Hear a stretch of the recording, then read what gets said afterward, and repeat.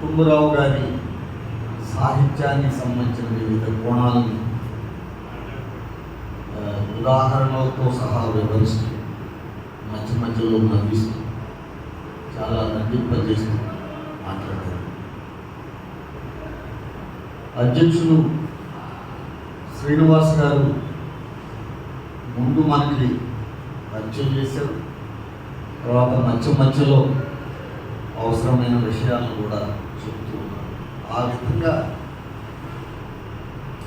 పొడవటిగంటి కుటుంబరావు గారికి, ఆయన సాహిత్యానికి ఈ సభ న్యాయం చేయడానికి ప్రయత్నిస్తున్నందుకు నాకు చాలా సంతోషంగా ఉంది. అది నేను చెప్పినట్లుగా ముందు నేను వేరే సభకు వస్తూ ఉంటే ఈ సభలో కూడా నన్ను పెట్టడం జరిగింది. అయితే నేను వారు చెప్పిన విషయాల్లోకి వెళ్లకుండా ఇంకా ఏదైనా కుటుంబరావు గారికి సంబంధించి చెప్పవచ్చా అనే విషయాన్ని నేను మాట్లాడాను. పొడవటిగంటి కుటుంబరావు గారి విశిష్టత ఏమిటి అని ఆలోచించినప్పుడు నేను రచనలు అన్నింటినీ చదువుకున్నాను. ఆయన వ్యాసాలు కూడా రాశాను. నా పుస్తకాల్లో కూడా ఆయన మీద రాశాను. నాకేమనిపిస్తుందంటే కుటుంబరావు గారు తండ్రి తల్లి పిల్లలకి ప్రపంచాన్ని పరిచయం చేయడానికి ఏ విధంగా ప్రయత్నిస్తారు, దేశంలో ఉన్నటువంటి యువతి యువకులకి, రచయితలకి అందరికీ కూడా ఈ ప్రపంచ నడక వెనకున్నటువంటి నాటకాన్ని మనకి కళ్ళకి కట్టేటట్టుగా సహకరించడం, ఈ జీవితాన్ని ఎలా చూడాలి, ఎలా అర్థం చేసుకోవాలి అనే విషయానికి సంబంధించి స్పష్టత పొందటం కోసం ఎవరిని చదవాలి అంటే ఇతర భాషలతో కూడా కలిపి పొడవటిగంటి కుటుంబరావు గారిని చదవాలి. అంటే ఆయన ఏమన్నా జీవితానికి సంబంధించి కొత్త విషయాలు ఏమన్నా చెప్పాడా? ఆయన చెప్పిన విషయాలు కొత్తవి కాదు. ఆయన పాత విషయాల మీదే కొత్తగా ఆలోచన ఎలా చేయాలో చూపించాడు. మనకు కొత్త విషయాలు ఏం చెప్పక్కర్లేదు. మనలో నలుగుతున్న విషయాల పట్ల కొత్త దృక్పథంతో మనం చూసేటట్లు చెయ్యాలి. అది అసలు కావాల్సింది. అందుకని బాలగోపాల్ లాంటి వాళ్ళు ఆయన ఏమన్నారంటే, ఆయన ఒక సామాజిక వ్యాఖ్యాత, జీవితాన్ని శాస్త్రీయ దృక్పథంతో చూసిన ఒక వ్యాఖ్యాత, జీవితానికి సంబంధించిన పలు అంశాల మీద, మనలో నలుగుతున్న అంశాల మీద కొత్త కోణాన్ని ప్రసరించినటువంటి వ్యక్తి. సో శాస్త్రీయంగా, సైంటిఫిక్గా, రీజనబుల్గా, రేషనల్గా జీవితాన్ని చూసి దాన్ని అర్థం చేసుకొని దాన్ని విశ్లేషించి మనుషుల్ని ప్రభావితం చేయదు. అది ఆయన. మనం సంస్కారం అంటాం. మనం సంస్కారం అనుకునే దానికి, అసలు నిజమైన సంస్కారానికి ఏమీ సంబంధం లేదంటారు. అంటే ఏమిటి? ఆల్రెడీ సంస్కారం అనేది పాత విషయమే. దానికి సంబంధించి ఆయన చెప్పిన దృక్కోణం కొత్తది. అమలులో ఉన్న సంస్కారానికి కౌంటర్ సంస్కారం అనేది ప్రతిపాదించాడు. అలాగే అమలులో అందులో కామన్ సెన్స్ అంటాం. కొంత కామన్ సెన్స్ ఉండాలి. ఏంటి కామన్ సెన్స్ అంటే? అందరితో మర్యాదగా ఉండాలి, వినయంగా ఉండాలి, కలివిడిగా ఉండాలి, ఎవరికి ఎదురు తిరగకూడదు, ఎవరిని ప్రశ్నించకూడదు.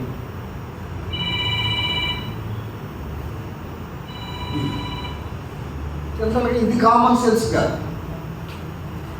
దీనికి సంబంధించిన కౌంటర్ కామన్ సెన్స్ ఆయన రచనల్లో. ఏది కామన్ సెన్స్? ప్రశ్నించాల్సిన దాన్ని ప్రశ్నించాలి, తిరగబడాల్సిన చోట తిరగబడాలి, నువ్వు ఎంతలో ఉండాలో అంతలో ఉండు అని చెబుతుంది మన కామన్ సెన్స్. మనిషి ఎంతలో ఉండాలో అంతలోనే ఉంటే మనిషికి, చెట్లకి, జంతువులకి తేడా ఏముంది అన్న. అది కౌంటర్ కామన్ సెన్స్.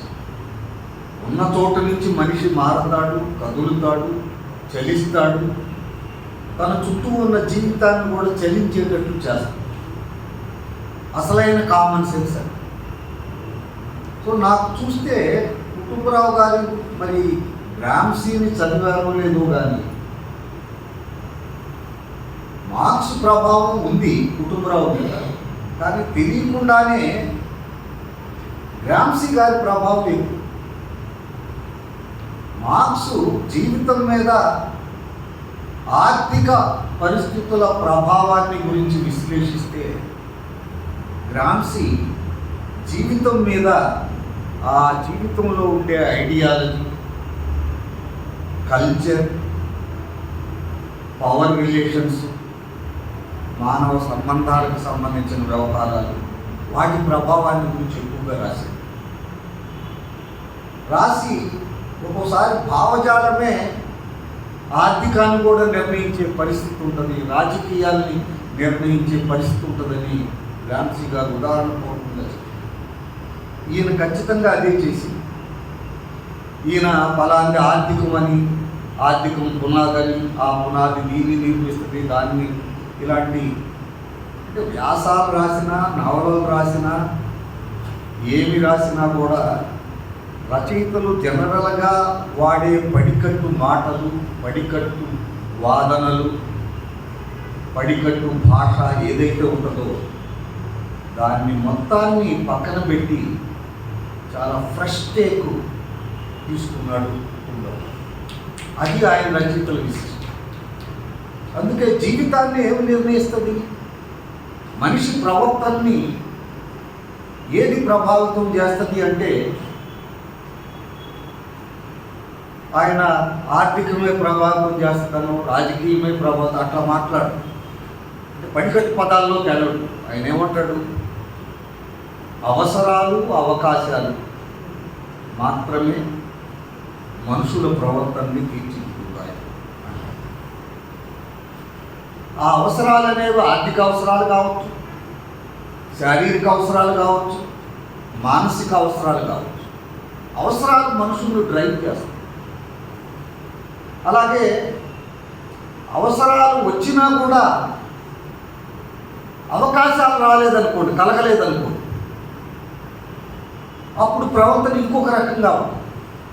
సో అందుకని మానవ ప్రవర్తనని అవసరాలు, అవకాశాలు తీర్చిదిద్దినంతగా వేరే ఏ శక్తులు కూడా ప్రభావితం చేయలేవు అనేది ఆయన శాస్త్రీయ దృక్పథంలో భాగం.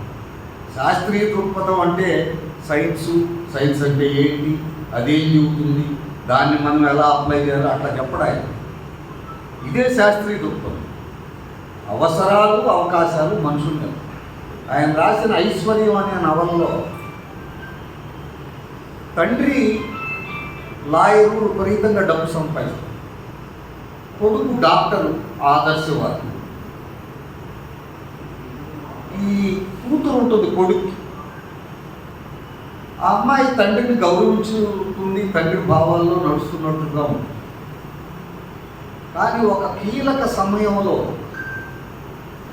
తండ్రి కొడుకులు విడిపోయినప్పుడు, అంటే తండ్రిని విమర్శిస్తాడు, ఎప్పుడు డబ్బేనా అని. డాక్టర్, అసలు నీకు సంపాదించడం చేత కాదు, అందుకని నన్ను విమర్శిస్తున్నావు అని తండ్రి చెప్తాడు. చివరికి ఇద్దరు గొడవలు వచ్చి తాతగారు వేరే వెళ్ళి ఉంటారు తండ్రి. ఫైనల్గా ఈ డాక్టర్ గారి కూతురు అప్పటి వరకు తండ్రి అడుగుతాడల్లో ఆదర్శాల్లో నడుస్తుందనుకునే అమ్మాయి తాత దగ్గరికి వెళ్ళి ఆ తాత చేత ఆస్తి రాయించు.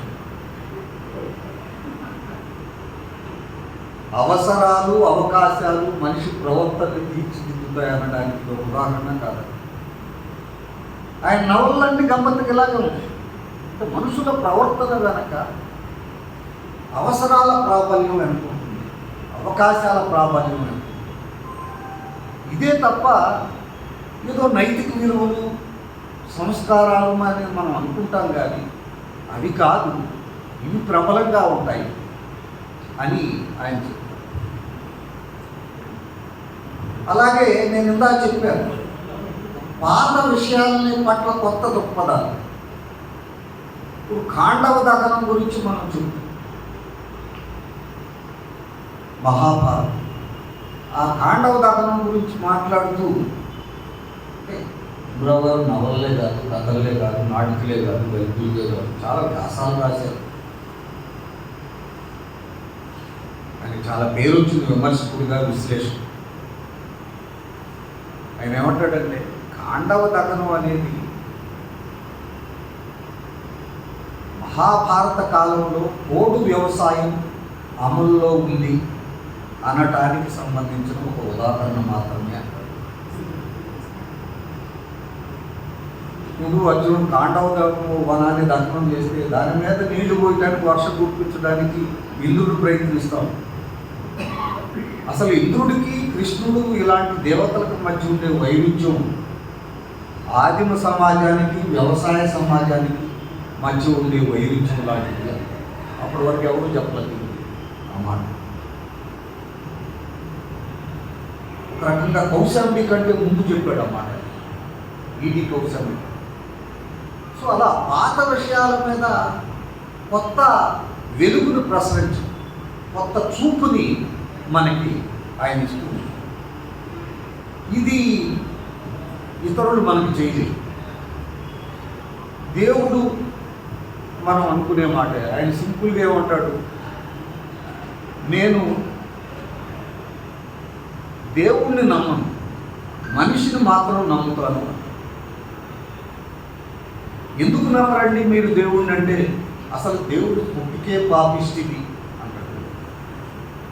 దేవుడు పుట్టుక ఎలా పాపిష్టిది అవుతుందంటే, మనిషి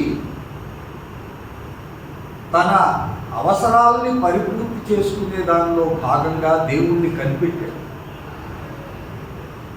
దేవుడు ఉండి కాదు, దేవుడికి మానవ అవసరాల్లో దేవుడు అనే కాన్సెప్ట్ అవసరమైంది కాబట్టి ఆ కాన్సెప్ట్ అవసరమైన వాళ్ళ స్వార్థం ఏదైతే ఉందో, వాళ్ళ పెత్తనాలు చేయాల్సిన అవసరం, ఆధిపత్యం చేయాల్సినటువంటి అవసరం, దోచుకోవాల్సిన అవసరం ఏదైతే ఉందో మనిషికి, ఆ అవసరం నుంచి దేవుడు లేదు అంటే భయం నుంచి దేవుడు పుట్టాడు.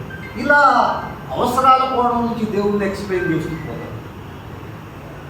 అందుకని లేని దేవుడి గురించి నేను నమ్మి ఆ దేవుడు నాకు సహకరించకపోతే బాధపడే కంటే, నా ఎదురుగా మనిషి ఉన్నాడు, మనుషులు చేసే శ్రమతో నేను బతుకుతున్నాను.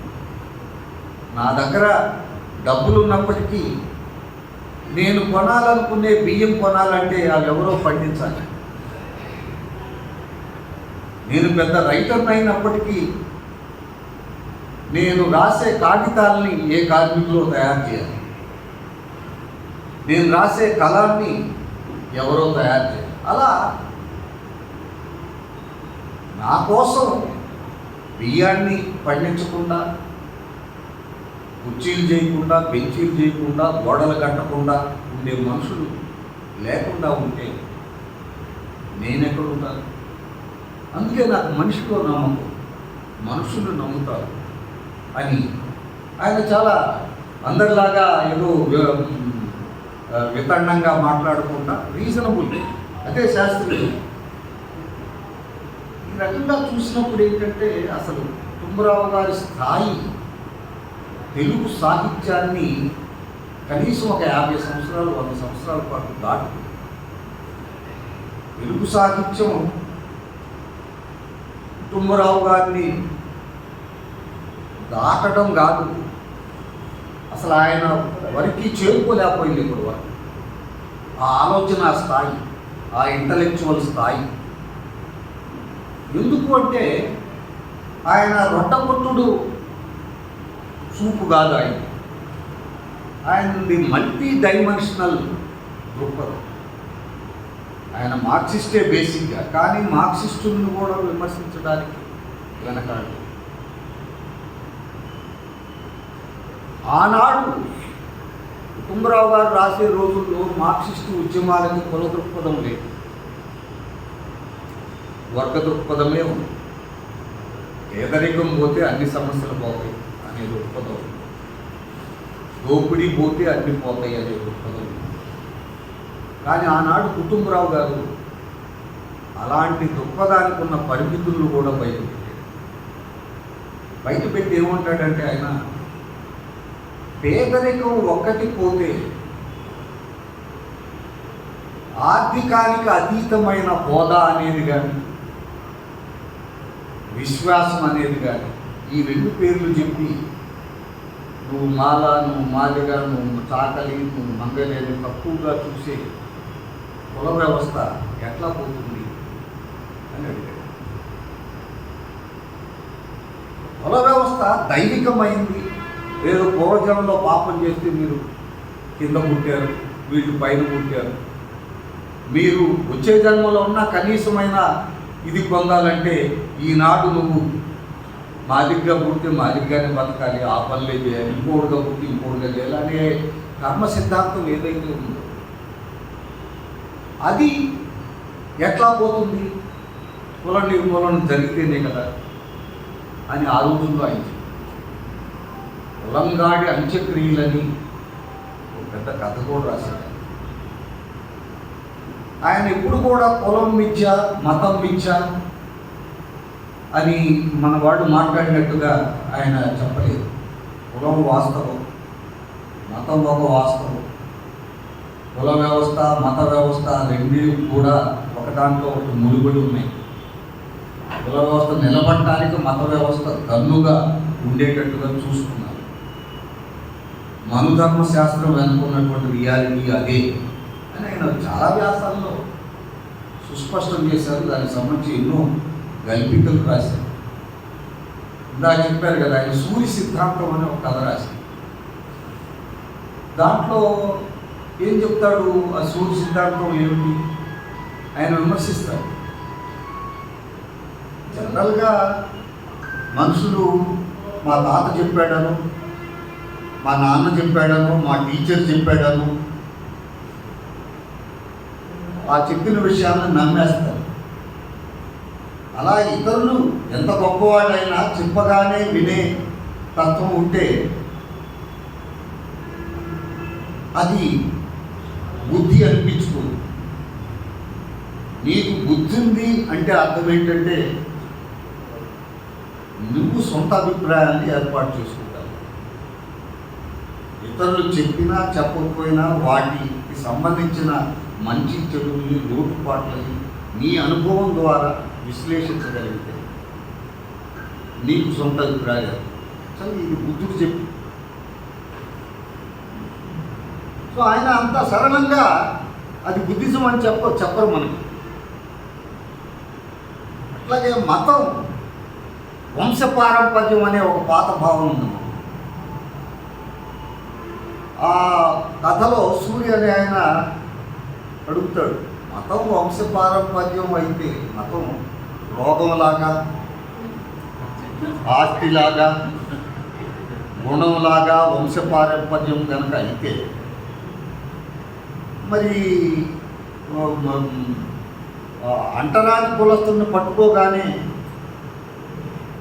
ఆ మతం ఎందుకు చిన్నపుచ్చుకుంటుంది? వితంతు వివాహం చేయగానే ఆ మతానికి ఎందుకు ఇబ్బంది వస్తుంది? ఇలా ప్రశ్నిస్తారు. చాలా సూటిగా ఆయన రచనల వల్ల ఇంకా మనలాంటి వాళ్ళందరూ కూడా బెనిఫిట్ అవుతారు. మేము చిన్నప్పుడు స్టూడెంట్స్గా ఉన్నప్పుడు మాకు చాలా విషయాలకి ఒక గైడ్గా, ఒక మార్గదర్శిగా కుటుంబరావు రచనలు మాకు హెల్ప్ చేసింది. నేను అందుకే ఇంట్లో కూడా చెప్పకుండా డబ్బులు దొంగతనంగా తీసుకొని మద్రాసు వెళ్ళిపోయి పారిపోయి ఇంటర్మీడియట్లో చేరతానని క్లాస్ అయిపోయి ఇంటర్లో చేరతానంట. మద్రాసు వెళ్ళి ఇద్దరిని కలిసారు నిక్కర్తో. ఒకటి మహాకవి శ్రీశ్రీ, రెండో ఆయన కుటుంబరావు. కలిసినప్పుడు ఎవరో ఉంటారు కదా కుటుంబరావు గారి దగ్గర, సార్ మీకోసం ఎవరో వచ్చారు సార్ అండి రమ్మనని. నేను ఇక్కడ దాకా నిక్కరు, చిన్న మామూలు చూస్తారు. మామూలు స్టూడెంట్లే ఈయనేనా ఆయన అని నన్ను ఏం చేయాలి సార్ చూడాలనిపించింది. ఈ వయసు ఏంటి, చదువు ఏంటి, ఇక్కడ గురించి చూడలేదు, ఇంటికి వెళ్ళిపోని అని చెప్పాడు. అది వేరే చాలా విషయాలు మాట్లాడాను. ఆ తర్వాత మా కాలేజీకి ఇంటర్మీడియట్లో కాలేజీ యానివర్సరీకి వాళ్ళిద్దరినీ నేను పిలిపించుకునే అవకాశం వచ్చింది. ఎంత సంతోషం అంటే, మాకు ఒక మిత్రుడు ఉన్నాడు ఇక్కడ, ఆ మిత్రుడి కోరిక మీద వచ్చాము మేమని వాళ్ళు వేదిక మీద. అంత మహానుభావులు. మహానుభావులు అంటే మనకి చాలామంది ఉన్నారు ఇక్కడ, ప్రవచనాలు ఇచ్చేవాళ్ళు, వాళ్ళు కాదు. వాళ్ళు జీవితంలో లేని దాన్ని ఉన్నట్టుగా, ఉన్నదాన్ని లేనట్టుగా చెప్తే, ఈయన జీవితంలో లేనట్టుగా కనపడే ఉన్న విషయాల్ని మనకి ప్రస్తుతం చేసి వాటి వెనుకున్న కుట్రల్ని బద్దలు కొట్టి వాటికి సంబంధించిన తాత్వికతని పూర్వపక్షం చేసుకుంటూ వచ్చింది. అది ఈయన గొప్ప. అందుకే ఆయన నిర్మమాటంగా చెప్పారు, ప్రతి రచయిత కూడా వాళ్ళ సామాజిక శ్రేణికి ప్రతినిధిగా ఉండాలి. అంటే మనం కులం జోలికి వెళ్ళకూడదు, అది ప్రమాదకరం అని మార్క్సిస్టులు భయపడుతున్న రోజుల్లో కుటుంబరావు గారు ప్రతి రచయిత తన కులానికి ప్రకటించని ప్రతినిధిగా ఉండాలి అని. అయితే ప్రతినిధిగా ఉండటం అంటే ఏమిటి? ఆ కులాన్ని వెనకేసుకురావడం, ఆ కులంలో ఉన్న రొచ్చునల్లా పూసుకోవడం కాదు. నేను బ్రాహ్మణుణ్ణి, బ్రాహ్మణ కులంలో పుట్టాను. నా బ్రాహ్మణ కులంలో ఉండే అజ్ఞానాన్ని, పాండిత్యం పేరుతో చేసే దోపిడీ, అందులో ఉండేటటువంటి మూఢ విశ్వాసాన్ని, కుటుంబము దాంపత్యం పేరుతో జరిగే పెత్తనాన్ని నేను బయట పెట్టాను. అందుకే నా కథల్లో, నా రచనల్లో బ్రాహ్మణ పాత్రలే ఉన్నాయి. నాకు తెలిసిన జీవితం అదే. నాకు తెలియని జీవితాన్ని రాసి, కార్మిక జీవితాన్నో లేదో ఒక మాదిగవాడి జీవితాన్నో రాసి నవ్వులు పాలవడం నాకు ఇష్టం. నాకు తెలిసిన జీవితాన్ని క్రిటికల్గా చూస్తూ, చూడాల్సిన ధోరణి నుంచి చూస్తూ నేను రాయడానికి ప్రయత్నించాను. అదే నాకు సంతృప్తి. బ్రాహ్మణ ప్రపంచంలో ఉన్నటువంటి ఇర్రేషనాలిటీని కుటుంబరావు గారు చూపినంత గొప్పగా మనకి ఎవరు చూపలేకపోయారు, కథల్లో కానీ వేరు. ఆ క్రమంలో ఆయన మనకి మానవ సంబంధాలకు సంబంధించి, స్త్రీ పురుష సంబంధాలకు సంబంధించి, కుటుంబానికి ఉండే పరిమితులకు సంబంధించి, అసలు దాంపత్యం పేరుతో జరుగుతున్న దోపిడీ గురించి, వివాహం అనే పేరుతో జరుగుతున్న వ్యాపారం గురించి ఆయన రాశారు. వివాహం అంటే ఏం లేదు, వివాహ సంబంధమే ఒక వ్యాపార సంబంధం, మానవ సంబంధాలు సరుకు సంబంధాలు అని చెప్పాడు. అప్పట్లో ఆయన చెప్పిన తర్వాతే ఎవరో హంగేరియన్ మార్క్సిస్ట్ క్రిటిక్ ఆయన 45లోనూ 50లోనూ చెబితే 70లో ఒక హంగేరియన్ మార్క్సిస్ట్ క్రిటిక్ ఇదే చెప్పాడు, human relations are nothing but the relations of things. ఇది ఈయన ఎందుకు చెప్పగలిగాడు? సొంత ఒరిజినాలిటీ ఉన్న థింకర్ ఆయన. ఒరిజినల్గా చూస్తాడు, తన సొంత దృష్టికోణం నుంచి చూస్తూ ఆ దృష్టికోణానికి పనికొచ్చేది మార్క్సిజం అయినా అంబేద్కరిజం అయినా ఇంకొకటైనా ఉపయోగించుకుంటాడు. తన దృష్టికోణానికి ప్రధానంగా తన అనుభవము, తన చుట్టూ ఉన్న పరిసరాలు ఇవే బలాన్ని ఇస్తాయి అంట. అందుకని ఆనాడు అందరూ కూడా ఆయన్ని ఫాలో అయ్యారు. ఒక విషయం మీద చాసో లాంటి వాళ్ళు, చాసో చాలా సీనియర్ ఇంట్లో, కానీ చాసో కుటుంబరావు గారిని అలాంటి విషయం మీద ఏంటి నేను నాకు స్పష్టత లేదు అని అడిగిన సందర్భాలు. రావిశాస్త్రి గారు కుటుంబరావు అంటే చాలా మహాకవి శ్రీశ్రీ అంటాడు, నేనేదో కవిత్వం రాసి ఎమోషనల్గా చాలామందిని ఇది చేశా, కానీ నేను కాదు తెలుగు సొసైటీకి నాకంటే పనికొచ్చే వ్యక్తి మరొకటి కుటుంబరావు అని. రచనలు చూడండి, మహాకవి శ్రీశ్రీ వచ్చిన రచనల్లో కుటుంబరావు గారి మీద ఆయన చెప్పింది ఒక కథ ఉంది, నీకేం కావాలి అదగాదు, ఒక నవలిక. అందులో ఆయన కస్తూరి అని ఒక వలయాల గురించి రాశారు. మనకి గురజాడ మధురవాణి క్యారెక్టర్ ఉంది కదా, ఆ క్యారెక్టర్. అయితే ఆ అమ్మాయి ఒక అతన్ని ప్రేమిస్తుంది, ఆయన కూడా ఆమెను ప్రేమిస్తాడు, వాళ్ళిద్దరు కలిసి ఉండాలని కోరుకుంటారు. అంటే ఆ అమ్మాయి అన్నీ ఒక ఆల్మోస్ట్ ఒకరంటే ఒకరు పడి చచ్చే పరిస్థితి. ఇతను ఓపెన్ అయ్యి మనం కలిసి ఉండొచ్చు కదా అని అడుగుతాడు. అప్పుడు ఆ మాట వస్తుంది, మనిద్దరము ఒకే ఇంట్లో ఉండటం, భార్యాభర్తలుగా వ్యవహరించడం, దాంపత్య పరిధిలో ప్రేమించుకోవడం అనేది నాకు ఇష్టం. నేను నా ఇంట్లో ఉంటాను, నువ్వు నీ ఇంట్లో కావాలంటే నేను నీ దగ్గరికి వస్తాను, నువ్వు నా దగ్గరికి రావచ్చు, ఇద్దరం కలిసి బయటైనా కలవచ్చు. మనకి ఎవరి ప్రైవసీ వాళ్ళకు ఉండాలి, ఎవరి మర్యాద వాళ్ళకు ఉండాలి. ఎంత దగ్గరగా ఉంటామో అంత దూరంగా కూడా ఉండాలి. అప్పుడే మన ప్రేమ పాడు కాకుండా ఉంటుంది. ప్రస్తుతం ఎంత అడ్వాన్స్డ్, ఇంత అడ్వాన్స్డ్ థింకింగ్కి తెలుగు సాహిత్యంలో స్త్రీ పురుష సంబంధాలు ఇప్పటికైనా చేరుకున్నాయా? తెలుగు సినిమాలు ప్రేమ సినిమాలు తెగ చేశారు, అస్సలు ఏమన్నా అర్థం పర్థం ఆ స్థాయి అయింది, చాలా అడ్వాన్స్డ్ అన్న. అంటే మన పరిమితులు ఏవైతే ఉన్నాయో, మనం చాలా గొప్ప రెవల్యూషనరీ, చాలా అడ్వాన్స్ అయిపోయి ఉన్నామని మనం అనుకుంటే ఏదన్నా విషయంలో, ఆ విషయానికి సంబంధించి కుటుంబరావు గారు ఒక కథో ఒక విశ్లేషణ చేస్తే అది మనం చూడటం తటస్థపడితే మనం అడ్వాన్స్డ్గా వెనకబడి ఉన్నామని. తెలుగు సమాజానికి ఒక జోరీగలాగా ఆయన పట్టాడు.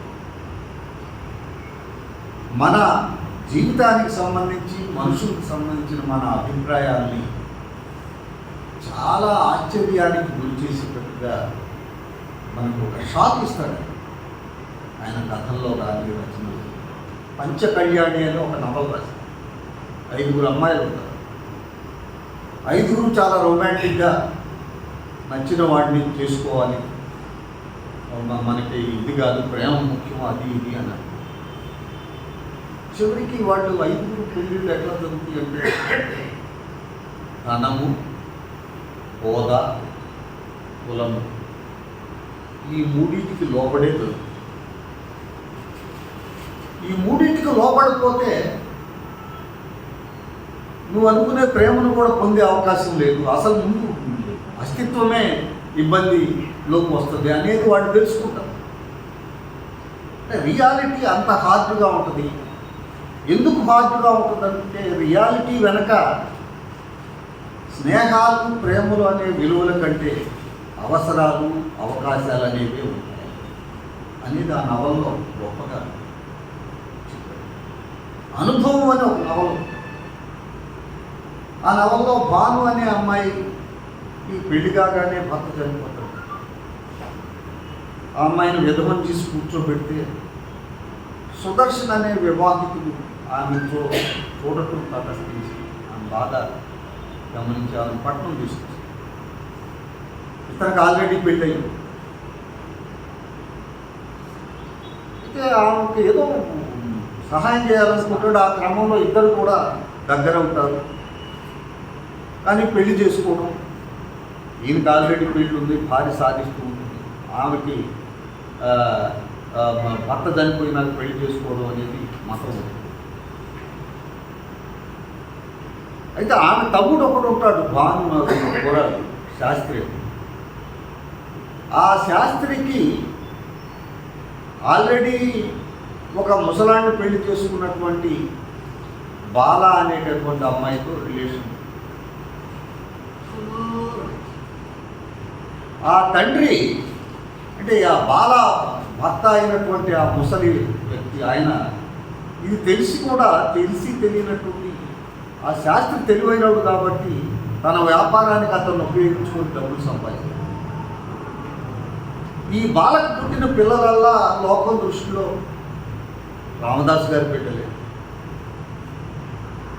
ఇటు బాలకి భర్త లేని లోటు, ఇటు రామదాసు గారికి వ్యాపారంలో స్కిల్ లేని లోటు తీరుస్తూ అతను కుటుంబంలో ఒక కూలీలాగా బతుకుతూ ఉంటాడు అని చెప్తాడు. హీరో అనేవాడి స్థాయి అట్లా ఉంది. నిజంగా హీరోలు ఉండరు జీవితంలో అని ఎంత గొప్ప నవలది. సో నాకు వారసత్వం అది కూడా చాలా మంచి నవల, ఆయనకి బాగా నచ్చిన నవల. సో మిత్రులారా, కథలు రాశారు, ఆయన నవలలు రాశారు, వ్యాసాలు రాశారు, అందులో జీవితాన్ని చిత్రించారు, జీవితం మీద వ్యాఖ్యానం చేశారు, విశ్లేషించారు. ఆ చిత్రణలో కానీ వ్యాఖ్యానాలలో కానీ సాధ్యాసాధ్యాలు, జీవితానికి ప్రవర్తనకి సంబంధించిన సాధ్యాసాధ్యాలని, అవసరాలు, అవకాశాల పరిధి నుంచి ఆయన చూస్తూ అందుకే గొప్ప సాహిత్యం అంటే ఏమిటి అని అంటే ఈరోజు యుద్ధాలు చేయడం కాదు, మనిషిని మనిషిగా చూపించి ఉన్న స్థాయి నుంచి కొంచెం ముందుకు ఎట్లా వెళ్ళడం అనేది చూపించగలగాలి. ఆయన ఒక ఎమోషనల్ స్టేట్మెంట్ కూడా ఇస్తాడు. అప్పుడు ఏమంటాడు, బెదిగి ఉన్న వాళ్ళకి ధైర్యాన్ని ఇచ్చేది గొప్ప సాహిత్యం, అసహాయులకి ఆత్మవిశ్వాసాన్ని అందించేది గొప్ప సాహిత్యం. అదే గొప్ప సాహిత్యం అయితే కుటుంబరావు గారి సాహిత్యాన్ని మించిన గొప్ప సాహిత్యం లేనని. ఎందుకంటే ఆయన చదువుతుంటే సొంత అభిప్రాయాలు లేని కుర్రవాళ్ళకి సొంత అభిప్రాయాలు వస్తాయి. జీవితాన్ని సరిగా అర్థం చేసుకుంటూ ఎట్లా అని సంకోచపడి తంటాలు పడే రచయితలకు కానీ జనానికి కానీ జీవితాన్ని అర్థం చేసుకుని ఒక తోడు, ఒక తండ్రిలాగా లోకాన్ని మనకు క్లియర్గా చూపించి ఆ లోకాన్ని ఎట్లా అర్థం చేసుకోవాలి అనేది ఏ రైతులు చేయలేకపోయాడు. అన్ని విషయాలకు ఏ విషయానికి సంబంధించైనా ఆయన ఏదో ఒక రాసి సో అందుకని మనం ఆయన్ని చదవాలి.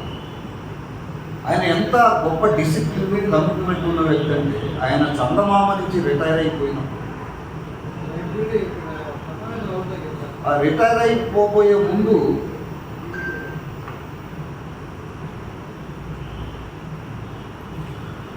ఆయన టేబుల్ మీద వచ్చి చూస్తే మరో 5 సంవత్సరాలకు సరిపడ్డ మెటీరియల్ అట్లా తయారు చేసాం. దట్ ఈస్ అలాగే ఆయన అభ్యుదయ సాహిత్యం, విప్లవ సాహిత్యం ఈ 2 పీరియడ్స్లో ఉన్నారు. అభ్యుదయ సాహిత్యం రొట్టబొట్టుగా తయారైనప్పుడు విప్లవ సాహిత్య అవసరాన్ని ఆయన గమనించారు. సిపిఐ సిపిఎంలు పార్లమెంటరీ పంథాకి గురైనప్పుడు సాయుధ పోరాట పంథా ఏదైతే ఉందో ఆ పంథాన్ని ఆయన సపోర్ట్ చేశారు.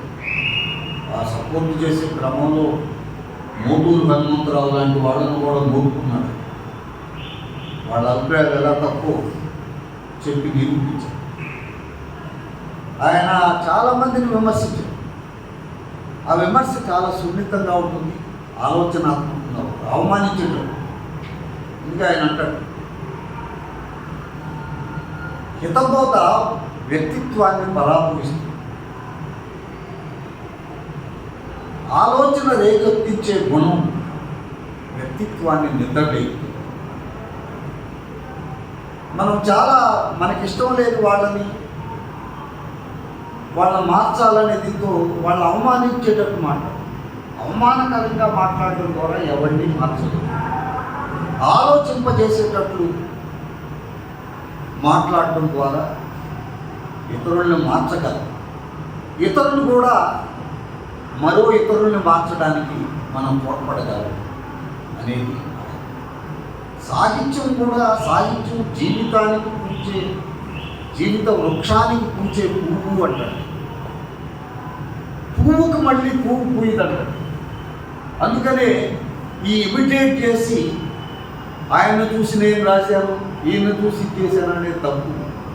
పూలకు పూలు పూయినట్లే సాహిత్యానికి సాహిత్యం పూయకపోదు.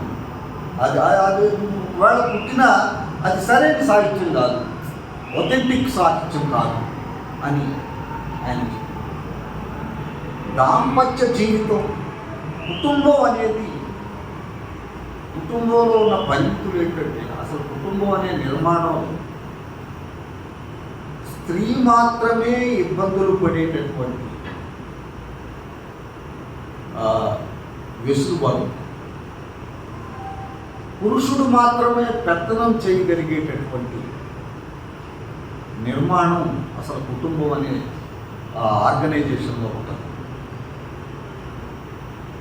అట్లాగే భర్తలందరూ వెధవలా కాదు, భర్త అన్నాక భార్యను పీడించగలిగే స్థితికి నెట్టబడతాడు. వాడు ఎంత మంచివాడు.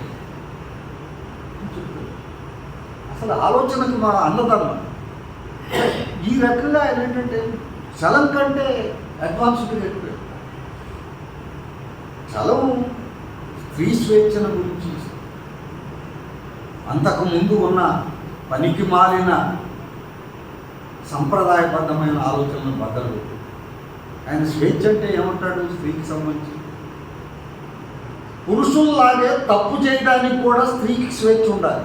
అదే స్వేచ్ఛ. స్వేచ్ఛ అంటే మంచి పనులు చేయడానికి నిన్ను వదులుతున్నాను పో అంటాం కాదు. నా కూతురు నాకు ఇష్టం లేని పని చేసినా నేను ఆమెను మునుపట్లాగే ప్రేమించడం అనేది ఉంటుంది. అది స్వేచ్ఛ. నా భార్య నేను అప్రిషియేట్ చేయలేని, నేను గర్హించే పనులు చేసినప్పటికీ కూడా ఆమెను నేను ఇంతకు ముందులాగే స్వీకరించగలిగితే స్త్రీకి స్వేచ్ఛ ఉంది. స్త్రీకి మంచి పనులు చేయడానికే కాదు, మంచి పనులతో పాటు సమాజం చెడ్డ అనుకునే పనులు కూడా చేసి మనజాలగలిగే స్థితి ఎప్పుడు ఉంటుందో అదే స్త్రీ స్వేచ్ఛ అని మనకి చలం నిర్వచిస్తారు. అప్పటి వరకు ఉన్న స్వేచ్ఛకు సంబంధించిన అభిప్రాయం మొత్తాన్ని పటాపండి. అయితే కుటుంబరావు గారు దాన్ని ఇంకా సంపూర్ణం చేస్తారు, దాన్ని ఇంకా ఒక లాజికల్ ఎండ్కి తీసుకెళ్తారు. స్వేచ్ఛకి సంబంధించినటువంటి సహస్ర కోణాలని ఆయన ప్రదర్శించారు. ఇది మనం గమనించాలి. దాని స్త్రీల సంస్థ గురజాడే చాలా అద్భుతంగా మనకి చెప్పాడు. కానీ గురజాడ ఒక సంస్కరణవాది. సంస్కరణవాదాన్ని దాటుకొని అభ్యుదయవాదం వచ్చి, విప్లవవాదం వచ్చి సమాజాన్ని సమూలమైన మార్పుకు గురి చేయాల్సిన సాహిత్యాన్ని ఒక ఎజెండాగా పెట్టుకొని వచ్చిన వాళ్ళల్లో ఈయన అగ్రగతి. అందుకని వీళ్ళని దాటుకున్నాడు. అయితే కుటుంబరావు అన్నాడు, నా రచనల్ని కలకాలం ఉండవు, నా రచనలు ఇర్రెలవెంట్గా తేలిపోయే రోజు వచ్చినప్పుడు నా అంత సంతృప్తి పడేవాడు ఎవరు ఉండడు. అంటే అర్థం ఏంటి? నా రచనలు ఇర్రెలవెంట్గా ఉండటం అంటే నా రచనల స్థాయిని మించి ఇంకా అడ్వాన్స్మెంటు జరిగి ఉంటుందనే కదా. అదే నా ఆశయం. నిజానికి అది జరిగిందా? మన సాహిత్యం మిత్రుడు నన్ను అడిగాడు, సార్ మీరు బహుజనవాద దృక్పథం నుంచి సాహిత్యాన్ని చూస్తారు, కుటుంబరావుని ఎలా చూస్తారని. ఏంటి సార్ కుటుంబరావు?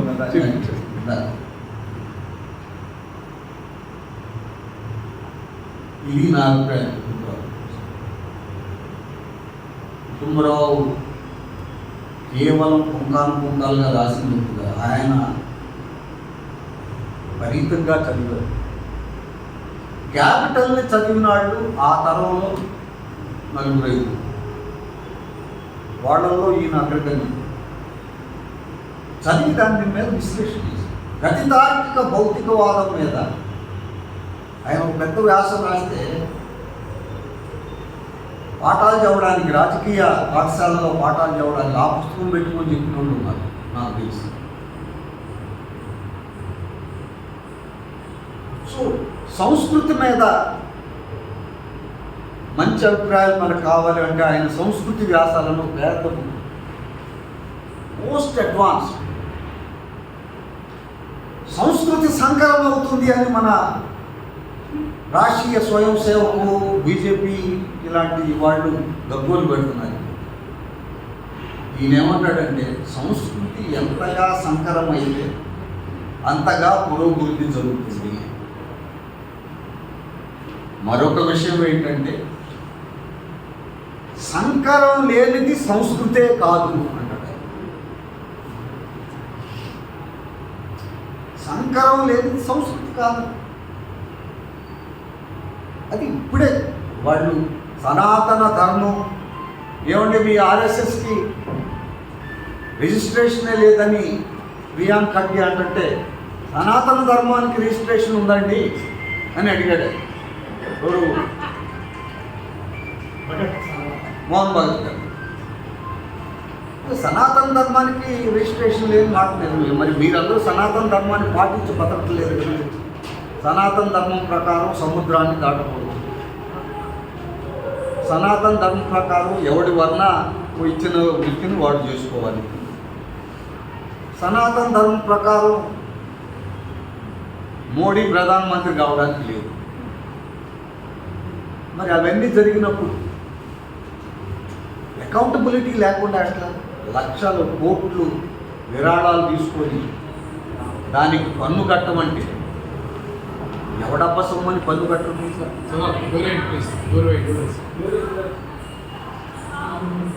సో ఇలాంటి వాళ్ళని మనం ఎదుర్కోవాలంటే, ఇలాంటి వాదనల్ని మనం పూర్వపక్షం చేయాలంటే కుటుంబరావు గారు ఆయన ఎప్పుడో చెప్పాడు, అసలు ప్యూర్ మతం అనేది లేదు, ప్యూర్ కులం అనేది కూడా లేదు, అంతా సంకరమే. ఎందుకో కూడా చెప్పాడు. దీన్ని మొత్తాన్ని కలిపి ఆయన ధోరణిని ఇప్పుడు నేను మధుసూదన్ రావు గారు శాస్త్రీయ దృక్పథమా కుటుంబరావు గారి శైలిలో కూడా ఏదో పొయిటిక్నెస్, అందంగా రాసేసి ఇంప్రెస్ చేయాలని ఉండదు. చెప్పాలనుకున్న ఆలోచనని సూటిగా పంపగలుగుతున్నామా లేదా, అలా పంపటానికి కావలసిన మాటలు, పదాలు ఇవే పడతాయి.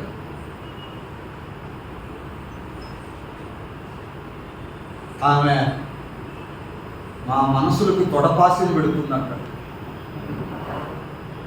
అది పొయిటిక్ కాదండి, అందులో గొప్ప పొయిట్లు. కాకపోతే పొయిట్స్ అనబడేవాళ్ళు రాసే పొయిట్రీ కాదు. అలాగే నాకు చెప్పారు, చాలా గొప్ప ఇది, ఇతరులకు వీలున్నంత ఎక్కువ ఉపకారాన్ని, వీలున్నంత తక్కువ అపకారాన్ని చేసేటట్లుగా మనం నడుచుకుంటే చాలు. అంతకు మించిన నైతిక సూత్రాలు ప్రవర్తనకి అవసరం లేదు అని చెప్పడం ఎంత అడ్వాన్స్డ్. బతుగారి సుభాషితాల్లో కూడా ఇవి లేవు. సో కాలానికి ఎదురెదడానికి, కాలాన్ని మార్చడానికి ఈ సాహిత్యం మనకు పనిచేస్తుంది. అందుకని ఇవాళ కుటుంబరావు సాహిత్యం మనకు అవసరమా అని ఒక ఆయన అడిగాడు. నా మిత్రుడే. ఇవన్నీ ఏంటంటే అవసరం అనిపిస్తుందా లేదా? చాలామంది రచయితల కంటే కుటుంబరావు సాహిత్యం అవసరం. ఆయన మనకి వర్గం, కులం ఈ రెండింటి నిర్మూలన జరిగితే తప్ప, అటు పేదరికం, ఇటు కుల వ్యవస్థ రెండు కూలితే తప్ప మనకి సమానత్వం, న్యాయం ఉండే సొసైటీ రాదు అని 1940లో చెప్పారు. ఆ విషయం తెలుసుకోవడానికి ఇప్పుడు కాదు. ఇప్పుడు మనం లాల్ లీల్ మైత్రి అంటున్నాం. ఈ మైత్రి గురించి ఆయన అప్పుడే మాట్లాడారు, ఈ టర్మ్స్లో మాట్లాడుకోవచ్చు. So is one of the brightest gems of Telugu, and he is one of the ripest fruits of the Telugu literary garden. Thank you. Thank you. ఈ తరం ఫోన్ చేసుకోవాలి, ముఖ్యంగా భోజనంలో. నేను కొంచెం ఆలోచించాను, ప్రసంగం అయిన తర్వాత కన్విన్స్ అయ్యాను. నిజంగానే నా రచనల వల్ల మనోవికాసం పొందగలిగిన తెలుగువారు ఉండి తీరాలి. నా రచనలు వలన మనోవికాసం పొందగలిగిన తెలుగువారు ఉండి తీరాలి. వారంతా నా కథలు చదవాలన్నదే నా కోరిక. వారందరికీ నా కథల మీద ఎంత త్వరగా యావదుపు కలిగితే అంత ఉపకారం చేసిన వారిని అవుతాను. తెలుగు శాశ్వతానికి అంత ఉపకారం చేసిన వారిని అవుతాను. అప్పటికి తెలుగు శాశ్వతానికి నాతో పని అయిపోతుంది. నా కథలు చిరస్థాయిగా ఉండిపోవాలనే కోరిక నాకు లేదు. సో ఇది ఆ రెలవెన్స్ మనకు తెలియజేస్తుంది. చాలా విషయాలు ప్రిపేర్ అవ్వకుండా మనకి వివాహ సంబంధాలు, మానవ సంబంధాలు, వ్యాపార సంబంధాలు అంటూ బాలగోపాల్ వ్యాసాలు నేను చదివాను గురుకురావు. సో ఆ స్థాయిలో ఈరోజు నేను ప్రసంగం వినడం, సామాజిక వ్యాఖ్యలు బాలగోపాల్ అన్న ఒక వాక్యం మొదలుపెట్టి చాలా నేను అరుదుగా వినే ఒక అరుదైన ప్రసంగాన్ని ఈరోజు లక్ష్మీనరసింహ గారు విన్నాను. నేను ప్రపంచం ఒక నాటక రంగం, మనతో పావులు అనే షేక్స్పియర్ మాటని ఉటంకిస్తూ అసలు మనం ఈ పాత్రల్ని మన ప్రమేయం ఉన్న పాత్రలు పోషిస్తున్నామా, మన ప్రమేయం లేని పాత్రలు పోషిస్తున్నామా, అందులో ఈ పాత్రల్లో మన యొక్క అసలు పాత్ర ఎంత అనే విషయాన్ని మనకి కుటుంబరావు మనకి ఆలోచన చేయమంటారు ఈ అంశాల మీద. అలాగే జీవితం యొక్క స్పష్టత గురించి మాట్లాడారు.